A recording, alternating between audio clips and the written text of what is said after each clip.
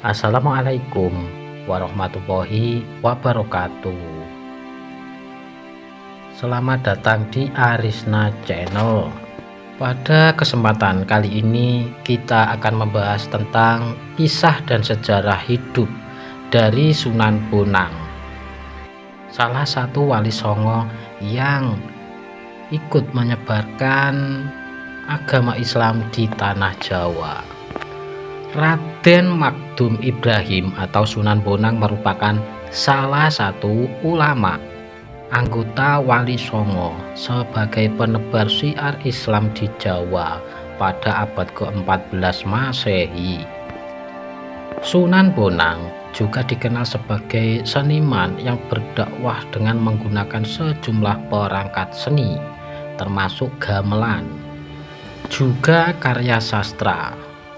Konon Raden Magdum Ibrahim adalah penemu salah satu jenis gamelan dengan tonjolan di bagian tengahnya atau yang kerap disebut bonang. Dari situlah julukan Sunan Bonang disematkan kepada Raden Magdum Ibrahim. Raden Magdum Ibrahim atau Sunan Bonang merupakan putra keempat Raden Rahmat atau Sunan Ampel dari perkawinannya dengan Nyai Ageng Manila, yaitu putri dari Bupati Tuban yang bernama Arya Teja. Sejarah hidup Sunan Bonang yaitu Raden Magdum Ibrahim lahir pada tahun 1465 Masehi di Surabaya dan tumbuh dalam asuhan keluarga ningrat yang agamis. Sunan Ampel adalah pendiri sekaligus pengasuh pesantren Ampel Denta. Pendidikan Islam diperoleh Raden Magdum Ibrahim pertama kali dari ayahnya sendiri di pesantren Ampel Denta. Sejak kecil, Sunan Ampel sudah mempersiapkan putranya itu sebagai penerus untuk menyiarkan ajaran Islam di bumi Nusantara. Beranjak remaja, Raden Magdum Ibrahim pergi ke negeri Pasai di Aceh untuk berguru kepada Syekh Maulana Ishaq, ayahanda Sunan Giri. Sejak kecil sudah tampak kecerdasan dan keuletan Raden Magdum Ibrahim dalam menuntut ilmu. Selain dibimbing oleh Sunan Ampel dan Syekh Maulana Ishaq, Raden Magdum Ibrahim juga berguru kepada banyak ulama lainnya. Hingga akhirnya Raden Magdum Ibrahim diakui keilmuannya yang mumpuni dalam menguasai fikih, ushuluddin, tasawuf, seni, sastra, arsitektur, dan bela diri silat. Kelak keterampilan silat Sunan Bonang berguna ketika ia mengalahkan seorang perampok bernama Raden Said. Raden Said pun tunduk dan bertobat, kemudian ikut menyebarkan dakwah Islam dan menjadi anggota Wali Songo yang dikenal dengan nama Sunan Kalijaga. Asal usul nama Sunan Bonang, yaitu dakwah Sunan Bonang dimulai dari Kediri di Jawa Timur. Ia mendirikan langgar atau musola di tepi Sungai Berantas, tepatnya di Desa Singkal. Diceritakan, Sunan Bonang sempat mengislamkan Adipati Kediri, yaitu Arya Wiranata Pada dan putrinya. Usai dari Kediri, Sunan Bonang bertolak ke Demak, Jawa Tengah oleh Raden Patah, yaitu pendiri sekaligus pemimpin pertama Kesultanan Demak. Sunan Bonang diminta untuk menjadi imam Masjid Demak. Ada satu lagi versi berbeda terkait penamaan Sunan Bonang yang disematkan kepada Raden Magdum Ibrahim. Selain dari kisah bahwa ia adalah penemu gamelan jenis bonang, selama menjadi imam Masjid Demak, Raden Magdum Ibrahim tinggal di Desa Bonang. Versi kedua menyebut julukan Sunan Bonang disematkan berdasarkan lokasi tempat tinggalnya tersebut. Sebagaimana wali songo lainnya, Raden Magdum Ibrahim menyebarkan Islam melalui media seni dan budaya. Ia menggunakan alat musik gamelan untuk menarik simpati rakyat. Konon, Raden Magdum Ibrahim sering memainkan gamelan berjenis bonang, yaitu perangkat musik ketuk berbentuk bundar dengan lingkaran menonjol di tengahnya.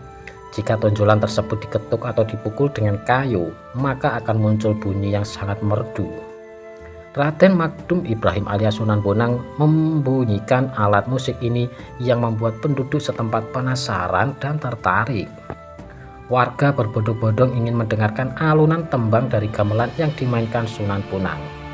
Ia mengubah sejumlah tembang tengahan mocepat seperti Kidung Bonang dan sebagainya, hingga akhirnya banyak orang yang bersedia memeluk agama Islam tanpa paksaan.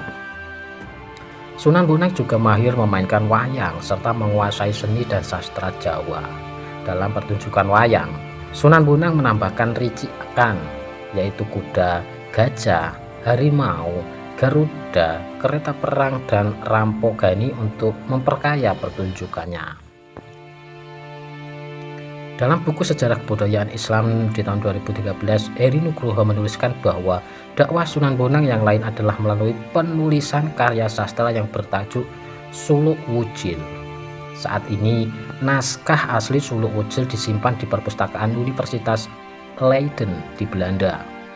Suluk Wujil diakui sebagai salah satu karya sastra terbesar di Nusantara karena isinya yang indah serta kandungannya yang kaya dalam menafsirkan kehidupan beragama.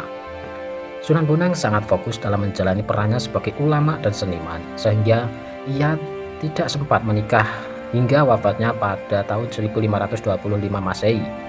Makam Sunan Bonang terletak di kompleks pemakaman Desa Kutorejo di Tuban, Jawa Timur, atau berada di barat alun-alun dekat Masjid Agung Tuban. Sebagai seorang waliullah dalam berdakwah, kerap kali Sunan Bonang menggunakan karomahnya atau kesaktiannya. Diceritakan pada saat itu, Sunan Bonang sedang dalam perjalanan menuju pedalaman Kediri untuk berdakwah. Pada masa itu, wilayah Kediri masih sangat sulit ditaklukkan karena pengaruh ajaran Buddha dan Hindu sangat kuat di sana. Sehingga Sunan Bonang memutuskan untuk menggunakan cara yang cukup ekstrim. Karena banyak yang enggan menerima dakwahnya, dan berbagai tantangan yang ia dapatkan dari masyarakat Kediri membuat Sunan Bonang terpaksa mengubah aliran Sungai Berantas. Berkat karomahnya, aliran Sungai Berantas pun bisa dikendalikan oleh Sunan Bonang.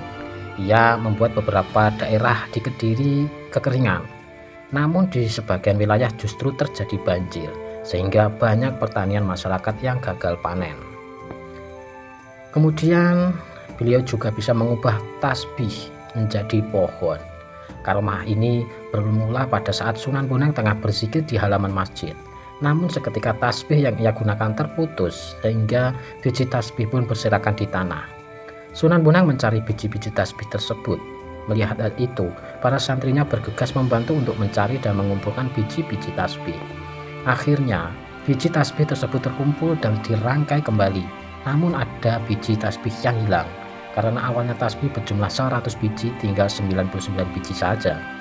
Satu biji tasbih yang hilang pun dicari kembali, namun tidak kunjung ditemukan. Sunan Giri yang mendengar kabar tersebut pun datang ke Tuban untuk membantu mencari satu biji tasbih yang hilang sampai ia menemukannya. Biji tasbih tersebut ia serahkan kepada Sunan Bonang. Setelah biji tasbih itu ditanam di halaman masjid, benar saja, biji tasbih tersebut tumbuh menjadi pohon pisang keesokan harinya.